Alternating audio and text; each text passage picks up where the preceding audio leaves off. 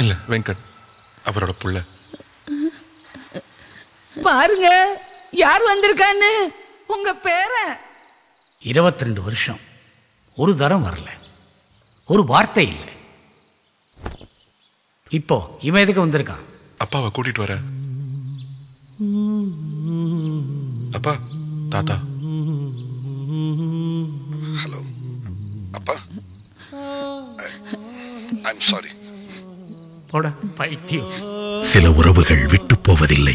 எவ்வளவு தூரமானாலும் ஏர்டெல்லின் நெட்வொர்க்கை போலே தமிழகத்தின் ஒவ்வொரு மூலையிலும்